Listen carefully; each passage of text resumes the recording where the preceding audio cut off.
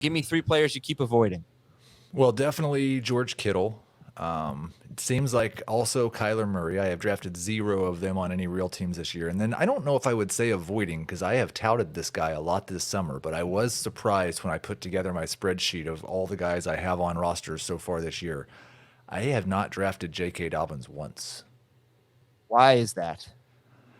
Well, I think earlier in the off season or earlier in the month, it was more because I was drafting wide receivers in that range, and I just wasn't taking running backs where Dobbins seemed to get go.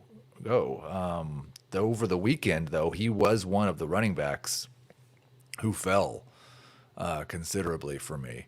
I do not like the fact that they signed Kenyon Drake today. Like, I don't think Kenyon Drake should really matter that much when J.K. Dobbins is himself, but it just is another indication to me that maybe J.K. Dobbins is not himself. So Dave's now the high guy on Dobbins, it looks like.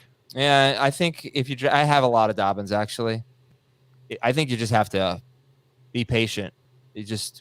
Right. I'm not saying you can't start him in week 1, but I don't know that he's going to really give you the return. I can't tell you when it's going to be. Would you take Dillon or Dobbins? I'd take Dillon. Yeah, I moved Dillon ahead of Dobbins as well. I think the really interesting one is also Damian Pierce or Dobbins. I'd take Dobbins. How about you? I've got Pierce right now, but it doesn't feel good, so I may swap that back. Yeah, the thing, like, we just can't forget how great of a player J.K. Dobbins can be. Right. 6 yards per carry. We're not going to project that, but 6 yards per carry as a rookie in a system that's just bred for running back success. And we'll talk about that Kenyon Drake signing, and if it means that all this time we were saying that Mike Davis was in the Breakfast Club, don't you forget about me. Maybe it's going to be Kenyon Drake now. You should be drafting ahead of Mike Davis, but we'll talk about that in a little bit. You said George Kittle, Kyler Murray were the other two. Why on Kyler, and then we should spend some time on Kittle because he was also on Dave's list, and I have not drafted Kittle once. So why Kyler? Kyler, it's really probably as simple as I like Jalen Hurts and Tom Brady more than Kyler Murray, and in almost every draft, Kyler Murray goes before those guys. So it's just like I think you could make a compelling argument Hurts versus Murray, and just take the one who goes later, and that's very rarely Murray. And George Kittle. I mean, I hate to say this, but the Jimmy Garoppolo staying should almost make me feel better about it, I think. Like, that's the main concern, is that Trey Lance is not very good as a passer, or that this offense just goes extremely run heavy, and he's got to compete with maybe a pair of guys turning into superstars. Brandon Ayuk's had an incredible offseason. Deebo Samuel was incredible last year, and everything we've seen from Lance. And I don't know if this whole offense changes because, like, one of the things they've done, and one of the things Jimmy Garoppolo is so good at, is hitting those shorter area routes on time, and then the guys doing incredible things after the catch. We've not seen a lot from Trey Lance, and we've not seen a lot from Trey Lance, period. But that indicates to me that that's his game, that he's going to be hitting these timing short area targets over the middle. Like, everything he seems to want to do is downfield. And that's not where George Kittle, obviously, as a tight end, works the most. He goes downfield plenty for a tight end, but it's for a tight end. So I worry about target share. I worry about the quality of the targets, and I worry about how many times they throw. All right, let me just take a look at overall CBS ADP, and you tell me if you want a piece of the Niners passing game and you want either Deebo, Kittle, or Ayuk, what's the best value? Deebo is currently going 21st. Kittle is going 49th. Ayuk is going 112. It's definitely Brandon Ayuk. Let me give you different draft values just in case these guys start to become values. Okay. Let's say Deebo more like 24th, 2-3 turn. Okay. Because I think he was available for us last night, right? At the 2-3 turn of the 14-team league. Mm-hmm. I think he went in round 3 of a 14-team league. So Deebo at the 2-3 turn. Kittle closer to 60, like round 5. And Ayuk more like 90th. Well, I mean, with that imaginary ADP, then I don't think Brandon Ayuk is the best value anymore. I wouldn't call it imaginary though, because I've been noticing Kittle falling and Ayuk rising. Right, like Ayuk on Fantasy Football Calculator over the last 2 days, which is a lot of drafts though. Still, 87th. So that's why I actually just looked at this after I came up with the ADPs. But that's kind of where I feel like he's going, is closer to 90 rather than 110 in a lot of leagues. But yeah, with those numbers, then I would like Kittle the most. The problem is I don't like Kittle more than I like Goddard. And you never have to take Goddard before Kittle. And Debo's in this Fantasy Football Calculator, Debo's still 19th and Kittle's still 44th. But Ayuk is, to me, a riser. I don't know that if you like Brandon Ayuk, and you should, I don't know that you should count on getting him at 110 overall. You might have to go earlier than that. I like him in round 8. Dave is avoiding Mike Williams. He really wanted to talk about that one too. Juju Smith-Schuster and Ezekiel Elliott. So let's discuss Mike Williams, Dave. Last year, first 5 games of the year, he was outstanding. Everybody knows it was over 20 PPR points per game. It was a different Mike Williams than we'd ever seen before. The breakout was happening. And then after those games, he averaged 12 PPR points per game over the rest of the season, which is still good, no complaints. But fantasy managers were probably a little irked by him not being as productive for his final 12 than his first 5. And I look at those final 12 games, and I feel like that's indicative of what he was before last year, which was right around 10 PPR points per game. One year he was under 10 PPR points per game. I'm scared that I'm scared of 2 things. I'm scared that the general public and Heath are overrating Mike Williams a little bit based on those first 5 games. I'm also scared that I'm underrating him because, face facts, gets a lot of targets. He's in an awesome offense, pretty much the type of offense that you want any wide receiver to be in. And even though he dropped a bunch of touchdowns last year, including 3 on consecutive plays, I believe it was 3, I think that he's still going to get opportunities to score. So I see why he likes Mike Williams and drafts Mike Williams. I see why other people take him. Maybe it's a little bit out of, there's a receiver run ending, a tier is ending, Mike Williams is the last name, I better get him. But I never end up taking him.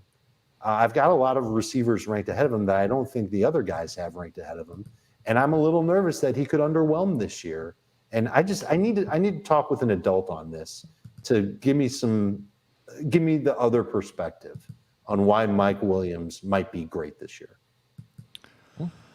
Yeah, so I think it's just and we've had this discussion before, but I'll say it again. I think Mike Williams, which he's gotten hurt before, but he got hurt last year and was hurt against Baltimore in week 6, battled through that for the next 4 weeks, did not have more than 6 targets in a game during that stretch, did not have more than 60 yards, had 2 catches in 3 of those games. But then from week 11 on, Mike Williams was just awesome again. Now, his pace from week 11 through week 18, 85 catches, 1,300 yards, 7 touchdowns on 138 targets. 12.9 PPR points per game. not that good. And some serious from week 11 through week 18, I've got him at 15.3 PPR fantasy that's points much per better. game. Did he miss the game in there? Yes. That's different then. 103 divided by 7. Is that 15? Yeah. Yes. Yeah, but right, that's good. 14.7. But he was inconsistent in there. He had a 4 for 39. He had a 6 for 61. He had a 3 for 49. He had a 3 for 63 with a touchdown. And he actually was pretty frustrating until week 17 or week 18, pardon me, the last week of the year with that furious, rally against the Raiders, that overtime game. It's 17 targets in that game. Yeah, I mean, that's great. Who was inconsistent last year was Jamar Chase. Jamar Chase had one of the best rookie seasons ever. He's going to be more consistent this year. This was the 4th year of Mike Williams' career. Or was it his 5th year? 5th year, I think. Yeah. 5th year. And he was awesome. So, I'm not holding Jamar Chase's inconsistencies against him.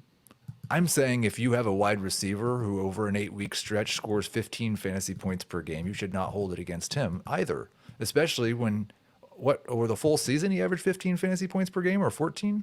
Full season 14.9. By the way, 15 points per game was wide receiver 21 in 2020. And last year, 15 points per game would have been wide receiver 20. Would take Christian Wilkinson out there. Well, he was wide receiver 17 at 15.3 for the year, I think. So yes. Well, yeah, 18. Yes, removing Christian Wilkinson. Yes, wide receiver 17. Is that a guy that we should take in the third round? He's going to average 15 points per game. Look at the other receivers that are going in round 3. I mean, how many of those guys are definitely going to outperform 15 PPR points per game? I mean, CeeDee Lamb was at 14.6, and we're drafting him in round 2 now. Sure. Well, because we're expecting a bump. Yeah. Okay. Right. I'm getting to my point, but you look at the receivers going in round 3 and you think to yourself, okay, how many of these guys can get to 15? I look at T. Higgins as someone who's a lock to average 15 PPR points per game. I don't know if he's going to have more than 2 or 3 smash weeks all year, but he's got a very safe floor. He's a safe wide receiver.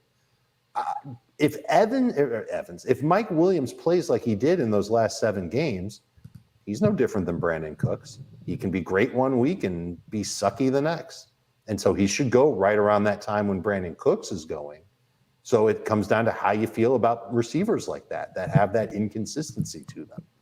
I would imagine that where's Cooks going now?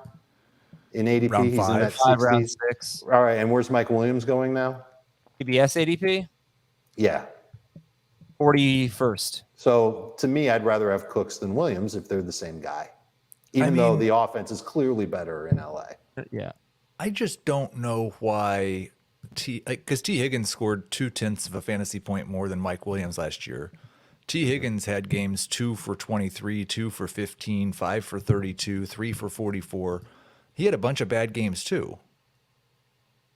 I'm telling you that the first 5 games of the year for Mike Williams aren't indicative of who he is. He had at least 22 PPR points in 4 of them. He was the number 2. If they were, he'd be a first-round pick. I don't think he had even back-to-back 15-point PPR games at any point in his career before last year. I don't think he did it in back-to-back games even once. And then he comes out last year and he does it, and then he gets hurt. Like you said, we already ran through his story. I think he's going to be one of those inconsistent receivers. I want to take him. I've got him ranked like I want him, just not like I want him badly. I think I'm going to tell you something. I think that when you're not drafting with us, you're going to get Mike Williams more because I want Mike Williams. I kind of have come around on him because I think Justin Herbert likes Mike Williams based on last year, and he threw to him a ton near the end zone, and Mike Williams just could not hang on to the damn ball. He had the 5th most green zone targets in the NFL, and he only caught 2 touchdowns in the green zone. That's inside the 10-yard line, and that is extremely low. So, I do want Mike Williams. I always take Cortland Sutton ahead of Mike Williams, so I never end up getting Mike Williams. But, like I said, I don't take Terry McLaurin. Mike Williams is a guy I would take ahead of Terry McLaurin. He's in that group of like 5 wide receivers in round 3 to 4 that I do want. He's been a tough one for me, though, because I always think of Corey Davis and Devontae Parker. Same exact thing. They were on there. They got their 5th-year option picked up. They had huge seasons. They earned their 2nd contract, and now they're not even top 100 picks. I don't think that's going to happen to Mike Williams, but I don't want to pay for the guy coming off his career year and his contract year. But I love Justin Herbert. I could see Herbert throwing 50 touchdowns this year. And if he does, and Williams would be a big part of that. So, well, I think that Devontae Parker and Corey Davis the following year both kind of had the same thing, right? They were still really good on a per game basis, but they got hurt. Corey Davis started off dominating. Yeah. In New York. Yeah, sure. But he did get hurt, and Mike Williams does have an injury history. I don't know. Yeah, no, I was saying I think that's the out. Like if you want to just say I'm afraid Mike Williams can't stay healthy, then okay, maybe he can't. All right, I'm sorry. Let's finish up quickly here, Dave. Do you want to talk about Juju Smith-Schuster? We've talked about him enough. I don't know if we necessarily need to. I actually don't feel a ton of clarity from our show on Juju Smith-Schuster. I don't feel a ton of clarity at all in my head. His status keeps changing, with the injury and stuff. So let's finish with a minute on Juju Smith-Schuster. Dave, give me 20 seconds on why he why you might avoid him, and Heath, give me 20 seconds on why you might not. I think the recipe for the Chiefs offense this year will be to mix and match their receivers based on who they play. I think Juju proved already this preseason that he can handle both, little short passes from Holmes and also zone passes. So when he's playing against zone defenses, he can find the spots to get open. He can make plays. When a defense plays man against them, I don't think Juju is going to be able to get open as easily. I see him having a very up and down season, and probably with more downs than ups.